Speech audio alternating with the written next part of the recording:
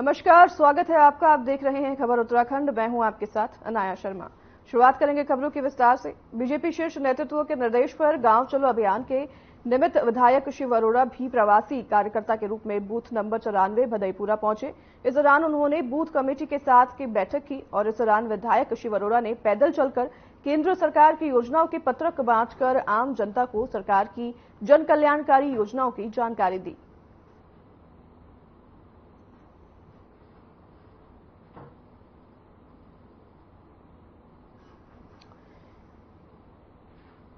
आम जनता को पत्रक बांटे गए हैं इस दौरान और शिव अरोड़ा जो हैं उन्होंने भी सभी को पत्रक बांटे हैं। बूथ कमेटी के साथ उन्होंने बैठक की। इसके बाद आम जनता से मिलकर उन्होंने बातचीत की। इस दौरान सभी को उन्होंने पत्रक बांटे।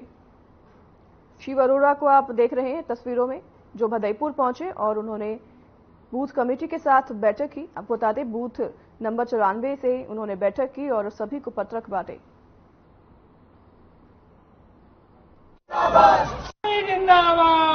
भारतीय जनता पार्टी यशस्वी प्रधानमंत्री नरेंद्र मोदी के नेतृत्व में इस देश की जनता की सेवा में 10 साल से लगी हुई थी और 2024 जो है इस देश की नई दिशा देने वाला होगा। तीसरी बार मोदी सरकार के नारे के साथ भारतीय जनता पार्टी के सभी कार्यकर्ता नेतागण गांव-गांव जा रहे हैं और गांव चलो अभियान हमारे संगठन के द्वारा दिया गया है, जिसमें सभी जनप्रतिनिधि संगठन के कार्यकर्ता गांव में जाकर वहां के बूथों का सत्यापन करना, वहां पन्ना की टोली का सत्यापन करना, वहां लाभार्थियों से मिलना, वहां जनता से संपर्क करना, वहां की बूथ की स्थिति को देखना, बूथों के राजनीतिक विश्लेषण को करना और कैसे हम वहां पर अपना वोट बढ़ा सकते हैं। इस सारी योजनाओं के निमित्त गांव चलो अभियान ये हमारे संगठन ने दिया है और हर कार्यकर्ता गांव-गांव जाकर 2024 में मोदी जी के नेतृत्व में प्रचंड बहुमत के साथ अब की बार 400 पार के नारे के साथ भारतीय जनता पार्टी की सरकार बने, इस निमित्त गांव चलो अभियान में हर कार्यकर्ता लगा हुआ। उत्तराखंड के सबसे बड़े राजकीय दून मेडिकल कॉलेज चिकित्सालय में भर्ती मरीजों के लिए सरकार की तरफ से भोजन की व्यवस्था की गई है, लेकिन मरीजों के साथ आने वालों के सरकार निःशुल्क भोजन नहीं उपलब्ध करा पाती है। ऐसे में इस्कॉन में फूड फॉर लाइफ के तहत अस्पताल में आने वाले मरीजों को और उनके परिजनों को माध्यम से भोजन निःशुल्क मुहैया करने की पहल की गई है। बता दें कि उत्तराखंड के स्वास्थ्य मंत्री डॉक्टर धन सिंह रावत दून अस्पताल में आयोजित कार्यक्रम में पहुंचे और इस्कॉन की पहल की प्रशंसा की। इस मौके पर डॉक्टर धन सिंह रावत ने कहा कि अस्पताल में मरीजों को भोजन दिया जाता है, लेकिन उनके साथ आने वाले परिजनों के लिए भोजन उपलब्ध नहीं हो पाता है। इसलिए इस्कॉन ने प्रत्येक दिन जितने भी तीमारदार अस्पताल में आएंगे उनके लिए निःशुल्क भोजन देने की पहल की है।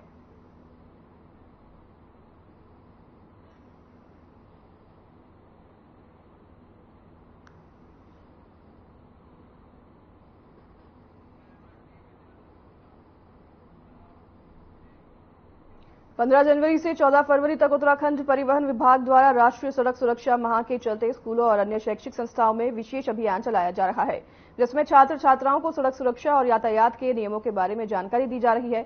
वहीं देहरादून के आरटीओ प्रवर्तन शैलेश तिवारी ने जानकारी देते हुए कहा कि सड़क सुरक्षा माह मुख्य रूप से 2 मुद्दों पर केंद्रित है, जिसमें प्रवर्तन के परिपक्ष में यदि कोई यातायात के नियमों का उल्लंघन करता है तो उसका चालान किया जाता है और वाहन जब्त होता है। साथ ही उन्होंने आगे कहा कि युवाओं को जागरूक करने के लिए स्कूल और कॉलेजों में जाकर इन्हें यातायात के नियमों और ड्राइविंग लाइसेंस के बिना वाहन न चलाने के बारे में जानकारी दी गई।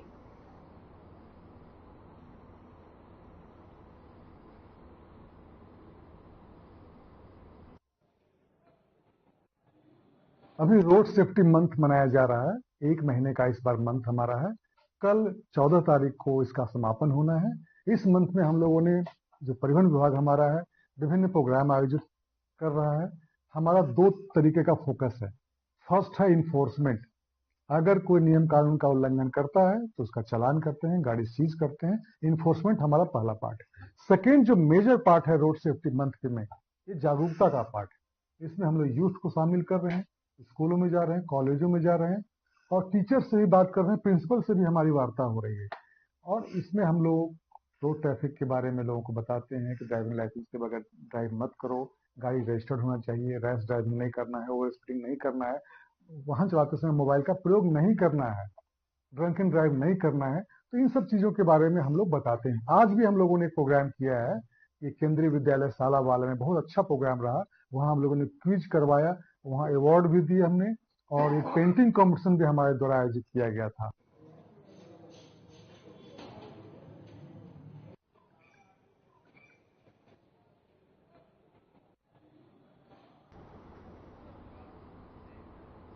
जसपुर मंडी समिति सभागार में एसडीएम गौरव चटवाल ने sector magistrate, zonal magistrate, sector police officer की बैठक ली। इस दौरान उन्होंने मतदान केंद्रों का निरीक्षण कर रिपोर्ट तैयार करने के निर्देश दिए। उन्होंने मतदाताओं से आने वाले चुनाव में मतदान करने की अपील भी की। वहीं आपको बता दें कि निर्वाचन आयोग के निर्देश पर जसपुर मंडी समिति कार्यालय सभागार में जसपुर एसडीएम गौरव चटवाल की अध्यक्षता में बैठक आयोजित की गई और एसडीएम ने समस्त अधिकारियों को संवेदनशील और अति संवेदनशील मतदान केंद्रों का निरीक्षण करने के निर्देश दिए।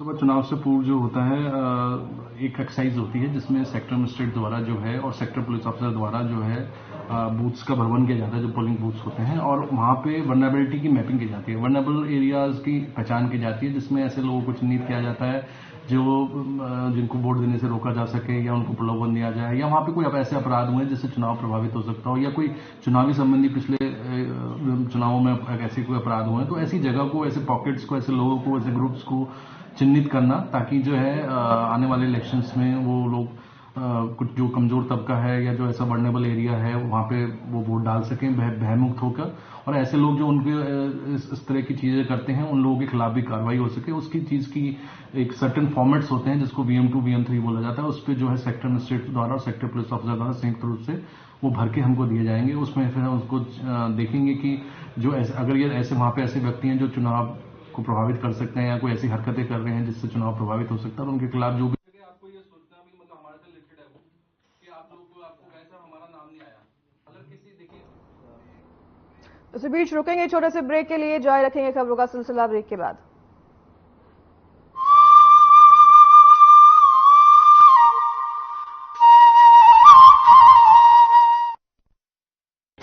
सैनिकों के कल्याण के लिए हर वक्त तत्पर है उत्तराखंड सरकार। पूर्व सैनिकों को राज्य सरकार की सेवाओं में दिया गया है क्षैतिज आरक्षण। शहीद सैनिकों के परिजनों को सरकारी सेवाओं में सेवायोजन में वरीयता देने का किया गया है प्रावधान। शहीदों की पत्नियों और उनके आश्रितों के पुनर्वास के लिए दिया जा रहा है कौशल वृद्धि एवं रोजगार परक निःशुल्क प्रशिक्षण। युद्ध में घायल सैनिकों और परिजनों को एक मुश्त दी जा रही है 2 लाख रुपए की सहायता। विभिन्न युद्धों और आंतरिक सुरक्षा व सीमांत झड़पों में शहीद सैनिकों के आश्रितों को उत्तराखंड शहीद कोष से दी जा रही है एक मुश्त 10 लाख रुपए की धनराशि। उत्तराखंड बन गया है वीर सैनिकों को सबसे अधिक अनुदान देने वाला राज्य। उत्तराखंड के वीरों का देश के लिए शहादत में बड़ा योगदान रहा है। ये वीरों की भूमि है। हम शहीदों के परिजनों के लिए हर सुविधा देने के लिए कटिबद्ध हैं, संकल्पबद्ध हैं। सरकार से मिले सम्मान और सुविधाओं से लेकर सैनिक हैं बेहद खुश। राज्य सरकार पूर्व सैनिकों के लिए अनेक सी योजनाएं संचालित कर रही हैं, जिसमें कि गृह कर में छूट, स्टाम्प ड्यूटी में छूट, स्कॉलरशिप में छूट और राज्य दिन सेवाओं में आरक्षण का लाभ दिया जा रहा है। उत्तराखंड सरकार अपने रणबांकुरों की याद में उत्तराखंड में 5वें धाम के रूप में बनाने जा रही है सैन्य धाम। सैन्य धाम निर्माण के लिए शहीदों के आंगन से लाई गई मिट्टी को सैन्य धाम में बनने वाली अमर जवान ज्योति की नींव में रखा गया है। देव भूमि के साथ ही वीर भूमि भी है उत्तराखंड। सैनिकों का सम्मान है देश का सम्मान।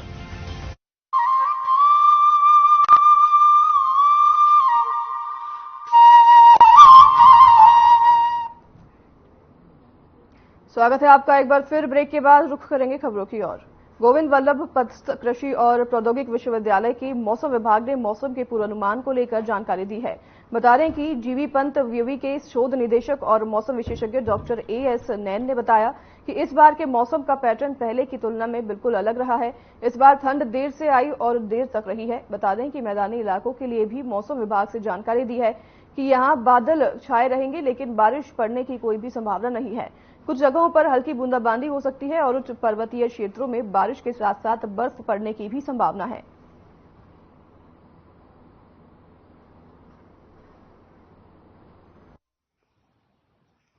अगर आप देखें कि मौसम का जो पैटर्न है वो थोड़ा सा बाकी वर्षों के मुकाबले अलग रहा है। इस बार थोड़ा ठंड देर से शुरू हुई और देर तक रही। जब ठंड देर तक रहती है तो जो पश्चिमी विक्षोभ हैं वो थोड़ा सा देर से सक्रिय होते हैं, और जिसको हम अभी देख भी रहे हैं। जब से कोहरा छटा है और बादल छटे हैं, जो एक परमानेंट फीचर बना हुआ था, तब से तापमान में हल्की सी वृद्धि हुई और उसके साथ साथ जो पश्चिमी विक्षोभ हैं उनकी भी संख्या बढ़नी शुरू हो गई है। अगर आप आने वाले दिनों की बात करें तो आने वाले दिनों में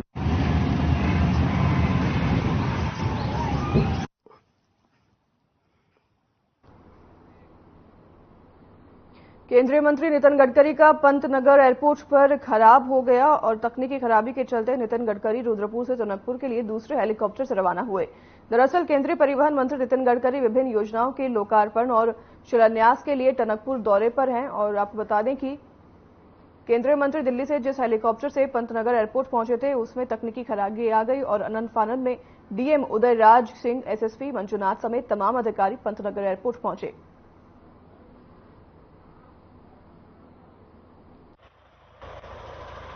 आज माननीय मंत्री जी का कार्यक्रम टनकपुर में है और सड़क परिवहन मंत्री जी अभी जस्ट गए हैं यहाँ से, तो वहाँ पर कुछ शिलान्यास और उद्घाटन है और उसके बाद उनका कार्यक्रम हरिद्वार का है। इस जनपद में केवल ट्रांजिट था, प्लेन से फिर हेलीकॉप्टर से जाना था, केवल चेंज हुआ है यहाँ पर। आज माननीय सीएम साहब, हमारे सीएम साहब पुष्कर सिंह धामी जी और केंद्र मंत्री जो सड़क और परिवहन का श्री गडकरी जी और हमारे माननीय सांसद जी अजय भट्ट जी, तीनों का प्रोग्राम था। तीनों का यहाँ पंतनगर एयरपोर्ट से बाई एयर वापस बनबसा जाने का प्रोग्राम था। इसके दृष्टिगत हमने हर जगह पे अलर्ट करते हुए सभी डिप्लॉयमेंट्स करे थे और अचानक तौर पे तकनीकी प्रॉब्लम होने की वजह से वहाँ का चॉपर से, तो इसलिए बाई रोड मूवमेंट कराते हुए हमने यहाँ पे बाई स्टेट चॉपर से बनबसा टेक ऑफ किया गया है। इसके लिए जो आवश्यक रूट व्यवस्था करना था वो सब हमने कर लिया था। Thank you. देखिए, हमारे देश के भूतल परिवहन मंत्री आदरणीय नितिन गडकरी जी आज टनकपुर के प्रवास पे थे। पंतनगर एयरपोर्ट से होकर उन्होंने टनकपुर जाना था, लेकिन जो उनका चॉपर है उस चॉपर में एक तकनीकी समस्या आई। तकनीकी समस्या के कारण से यहाँ से हमारे जो स्टेट का चॉपर है उसमें माननीय मुख्यमंत्री पुष्कर सिंह धामी जी के साथ और हमारे जो केंद्र के रक्षा राज्य मंत्री अजय भट्ट जी के साथ माननीय नितिन गडकरी जी इस पुलिस लाइन से अब टनकपुर गए हैं। टनकपुर में वो लगभग 2200 करोड़ की इस कुमाऊं क्षेत्र की जो हमारी रोड ट्रांसपोर्टेशन की जो योजनाएं हैं उनका लोकार्पण और शिलान्यास करने वाले हैं। फिर उनका कार्यक्रम हरिद्वार में भी है और हरिद्वार में भी ऐसे हजारों करोड़ की जो योजनाएं हैं उनका लोकार्पण।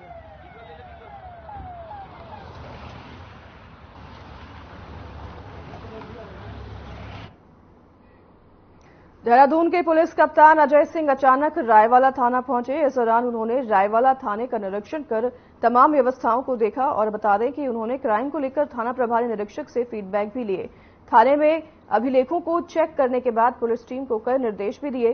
पुलिस कप्तान अजय सिंह ने बताया कि रायवाला थाने का औचक निरीक्षण किया गया। निरीक्षण के दौरान थाना प्रभारी निरीक्षक को अभिलेखों को व्यवस्थित तरीके से रखने और थाना परिसर में साफ सफाई को और ज्यादा बेहतर करने के निर्देश भी दिए गए।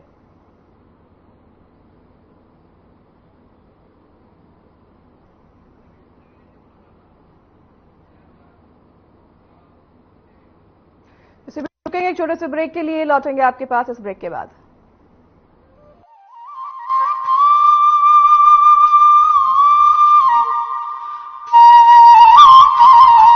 प्रधानमंत्री श्री नरेंद्र मोदी के मार्गदर्शन और मुख्यमंत्री श्री पुष्कर सिंह धामी के नेतृत्व में उत्तराखंड सरकार सबका साथ सबका विकास के मूल मंत्र पर आगे बढ़ रही है। मेरा विश्वास है कि ये दशक उत्तराखंड का दशक होने वाला है और जो भारत को देखना चाहता है वो उत्तराखंड आए बिना भारत को देखना उसका पूरा नहीं हो सकता। डबल इंजन सरकार द्वारा प्रदेश को प्रत्येक क्षेत्र में समृद्ध बनाने की दिशा में कई समावेशी विकास योजनाएं संचालित की जा रही हैं। प्रधानमंत्री श्री नरेंद्र मोदी जी ने अपने कुमाऊं भ्रमण के दौरान प्रदेश वासियों को लगभग 4,200 करोड़ रुपए की विभिन्न विकास परियोजनाओं की सौगात दी है, जिससे सरकार द्वारा संचालित कृषि, शिक्षा, चिकित्सा, परिवहन, पेयजल व खेल आदि क्षेत्रों को गति मिलेगी, जिनका प्रत्यक्ष लाभ राज्य के निवासियों को प्राप्त होगा। प्रधानमंत्री श्री नरेंद्र मोदी जी के आदि कैलाश, पार्वती कुंड और जागेश्वर धाम के दर्शन से उत्तराखंड में तीर्थाटन और पर्यटन दोनों को नया आयाम तो मिला ही है, साथ ही मुख्यमंत्री श्री पुष्कर सिंह धामी सरकार की महत्वाकांक्षी मानस खंड मंदिर माला परियोजना को नया संबल मिला है। इससे पूरे राज्य में रोजगार के नवीन अवसर सृजित होंगे और स्थानीय निवासियों की आय में बढ़ोतरी होगी। डबल इंजन सरकार ने लिया है प्रण, उत्तराखंड को विकसित राज्य बनाएंगे हम।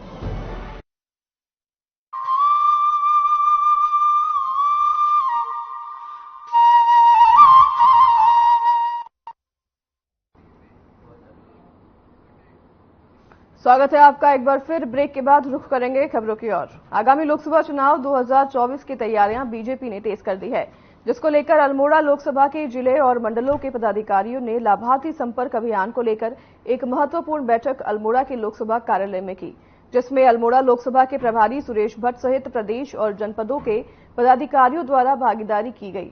आपको बता दें कि प्रभारी ने बताया, मोदी सरकार द्वारा चलाई गई जनकल्याण योजनाओं को लेकर घर घर तक बीजेपी कार्यकर्ता जाएंगे और मोदी सरकार को 2024 में पुनः स्थापित करने के लिए लोगों को उनकी जनकल्याण योजनाओं के बारे में जानकारी भी दी जाएगी। उन्होंने आगे बताया कि प्रदेश में 9 लाख लाभार्थियों को अभी तक चिन्हित किया गया है, जिसको बढ़ाने के लिए कार्यकर्ताओं का परीक्षण किया जा रहा है। आप बता दें कि अल्मोड़ा से ये खबर है, जहां पर लोकसभा कार्यालय में बैठक का आयोजन किया गया और उस बैठक में लाभार्थी संपर्क अभियान को लेकर काफी अधिकारी मौजूद रहे और इस बैठक में कार्यकर्ताओं का भी परीक्षण किया जाएगा, ये जानकारी दी गई। लाभार्थी संपर्क अभियान को लेकर ये बैठक की गई, जिसमें काफी संख्या में कार्यकर्ता मौजूद रहे। तस्वीरें आप देख सकते हैं।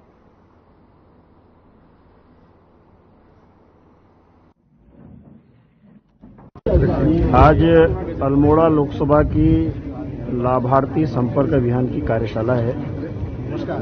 अभी पिछले 10 वर्षों में नरेंद्र मोदी जी की सरकार बनने के बाद केंद्र सरकार ने जो जन कल्याणकारी योजनाएं चलाई हैं, जिनका लाभ सीधे देश के गरीब, पिछड़े, अनुसूचित, महिला, युवा ऐसे लोगों को मिला है, ऐसे लाभार्थियों से संपर्क करने के लिए पार्टी ने एक अभियान प्रारंभ किया है। अभी पूरे देश भर के अंदर लगभग 25 करोड़ ऐसे लाभार्थी हैं जिनको किसी न किसी योजना का लाभ मिला है। पार्टी ने उनमें से लगभग ऐसे 6 करोड़ लोगों को आइडेंटिफाई किया है जिनको एक या एक से ज्यादा योजनाओं का लाभ मिला है।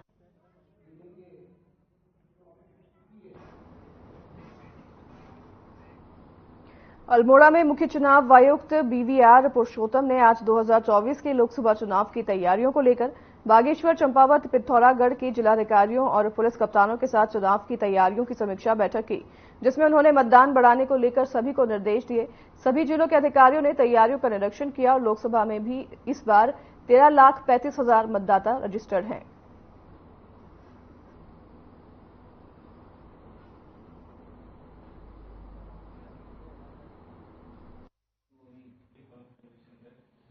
अभी तक जो देखा गया है कि चुनाव की तैयारियां ठीक ही हैं लोगों का, बट हमने ये निर्देश दिए गए कि जो भी कमी है वो पूरा करें। अभी समय है हमारे पास, इस समय के अंदर सारी कमियां पूरा करने के लिए। वहाँ पर जो हमने जो देखा है, एक तो चुनाव बहिष्कार है और पोलिंग परसेंटेज, पोलिंग टर्नआउट बहुत ही कम यहाँ पर देखा गया है। उसका मुख्यतः वो जो भी हमने देखा है पार्लियामेंट इलेक्शन में वोटर टर्नआउट स्पेशली अल्मोड़ा जनपद से तो बहुत ही कम है। इसका मुख्य कारण है पलायन, बहुत सारे वोटर्स यहाँ से चले गए हैं। उसके लिए हमने स्ट्रैटेजी बनाया है, सारी वोटर्स को यहाँ पर बुला के वोटिंग अच्छी तरीके से कराने के लिए अपील करेंगे और बूथ वाइज हम स्ट्रैटेजी बना रहे हैं। इश्यूज तो हमेशा रहेंगे, ये इश्यूज तो हमेशा चलती रहती है समाज में, हम तो अपील करेंगे।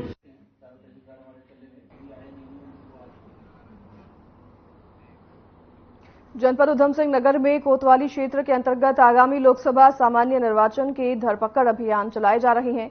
इसके तहत थाना झनकैया पुलिस ने थानाध्यक्ष रविंद्र सिंह बीस्ट के नेतृत्व में कार्रवाई की। अलग अलग धाराओं आरोपी में वंचित चल रहे हैं। वहीं उप निरीक्षक मनोज देव ने बताया कि आगामी लोकसभा सामान्य निर्वाचन के दृष्टिगत वारंटियों के धरपकड़ हेतु चलाए जा रहे अभियान के तहत 4 वारंटियों गिरफ्तार किए गए हैं। वहीं जिनके खिलाफ आवश्यक कार्रवाई करते हुए माननीय न्यायालय में पेश किया जा रहा है।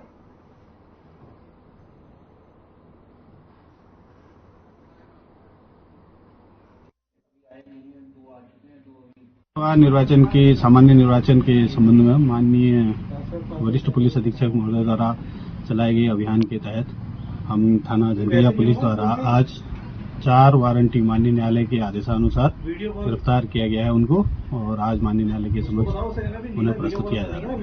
हमने बागेश्वर और अल्मोड़ा जिले, पिथौरागढ़ और चंपावत, इन चारों जिलों का रिव्यू करेंगे। अभी तक जो देखा गया है कि चुनाव की तैयारियां ठीक ही हैं लोगों का, बट हमने ये निर्देश दिए गए कि जो भी कमी है वो पूरा करें। अभी समय है हमारे पास, इस समय के अंदर सारी कमियां पूरा करनी चाहिए। वहाँ पर जो हमने जो देखा है, एक तो चुनाव बहिष्कार है और पोलिंग परसेंटेज, पोलिंग टर्नआउट बहुत ही कम यहाँ पर देखा गया है। रुकेंगे एक छोटे से ब्रेक के लिए, लौटेंगे आपके पास इस ब्रेक के बाद।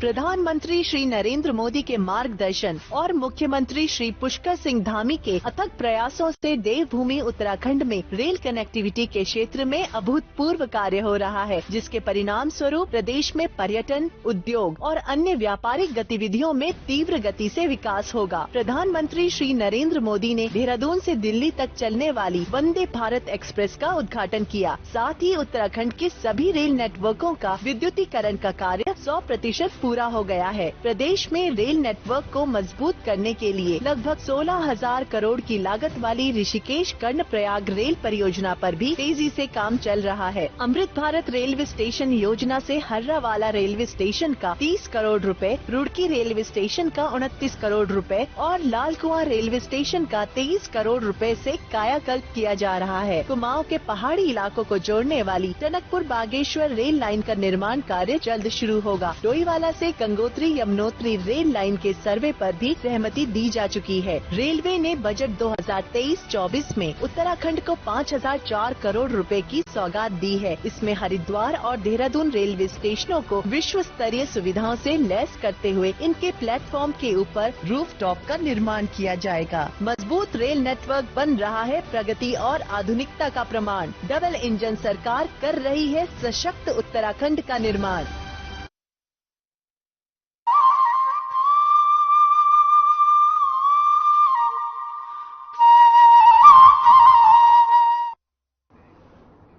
स्वागत है आपका एक बार फिर। ब्रेक के बाद रुख करेंगे खबरों की ओर। हल्द्वानी के बनपुरपुरा में हुए दंगे के बाद प्रशासन और पुलिस ने पीस कमेटी की बैठक का आयोजन किया है, जिसमें ग्रस्त बनपुरपुरा क्षेत्र के इमाम मौलाना सहित गणमान्य लोग उपस्थित रहे। इस दौरान जिलाधिकारी और एसएसपी ने सभी लोगों से शहर में अमन और चैन बनाए रखने की अपील करते हुए लोगों से कहा कि 8 फरवरी को उपद्रव, आगजनी और दंगा करने वाले कई लोग आज भी वहां रह रहे हैं। उन्होंने स्थानीय लोगों से अपील की कि वह जिम्मेदार नागरिक बनकर उन लोगों को चिन्हित करने और प्रशासन के हवाले करने में मदद करें। बैठक के बाद मीडिया से बात करते हुए जिलाधिकारी वंदना सिंह ने बताया कि पूरे क्षेत्र में स्थिति सामान्य है और प्रशासन अपना राहत सामग्री बंटवाने का काम कर रहा है।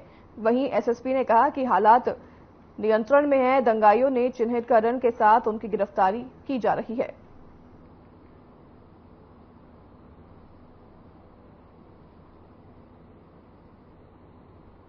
हम ना किसी का जो है घर पर में किसी प्रकार का कोई वायलेशन कर रहे हैं, ना किसी व्यक्ति को हम नुकसान पहुंचाने की कोशिश कर रहे हैं। ये अब्दुल मलिक ने प्रशासन के साथ बहुत सारे फ्रॉड किए हैं, या अन्य जो भी अब्दुल मलिक के अलावा जो 2-3 व्यक्ति हैं, जो अब्दुल मलिक के जो मलिक का बगीचा नाम से जगह जानी जाती है, वहां घटनाएं सामने आ रही है कि स्टैंप पेपर पर 50-50 रुपए के गरीब लोगों को जमीनें बेच रहे हैं, उनका पैसा ठग रहे हैं, पैसा कमा रहे हैं। प्रशासन कार्रवाई करना चाहता है, प्रशासन का अधिकार है, कानून ने दिया है और करना भी चाहिए, तभी तो गरीब लोग प्रोटेक्ट होंगे। अगर हम ऐसे ही छोड़ देंगे जंगल राज, तो गरीब लोगों का प्रोटेक्शन कैसे होगा? बाद में फिर क्या होता है, बड़ी बस्ती बन जाती है, फिर उन लोग बेचारे जिनकी गलती नहीं होती, जिन्होंने 15 लाख रुपए मेहनत की कमाई देकर वो लैंड किसी फ्रॉड व्यक्ति से खरीद दी। देखिए, बनपुरपुरा में जो कर्फ्यू है वो अभी लगा हुआ है, लेकिन उसके अलावा जो हल्द्वानी शहर का बाकी हिस्सा है उसमें स्थिति सामान्य है। और बनपुरपुरा में भी धीरे धीरे जो है हमारे द्वारा जो वहाँ की पब्लिक है उसको एसेंशियल सर्विसेज की जो सप्लाई वो की जा रही है। इसमें हम समयानुसार निर्णय लेंगे कि कब उसमें डील देना है, लेकिन इसके साथ ही उन घरों की कुछ तलाशी के लिए और जिलाधिकारी के आदेश पे कुछ जो लाइसेंसी वेपन है उनको कब्जे में लेने का कार्य किया जा रहा है और जो कुछ सस्पेक्ट लोग हैं और जो कुछ नामजद लोग हैं जो अभियुक्त थे उनकी गिरफ्तारी का प्रयास भी किया जा रहा है। देखिए, अब ये इन्वेस्टिगेशन में और सीसीटीवी एनालिसिस के बाद पता लगेगा कि पुलिस पार्टी पर जो हमला हो रहा था वो लाइसेंसी हथियारों से किया गया या जो इलीगल वेपन उससे किया। आज माननीय मुख्यमंत्री जी ने ये घोषणा की है कि जिस जमीन को और जिस क्षेत्र को पुलिस के द्वारा तो फिलहाल इस बुलेटिन में हमारे साथ बस इतना ही। नमस्कार।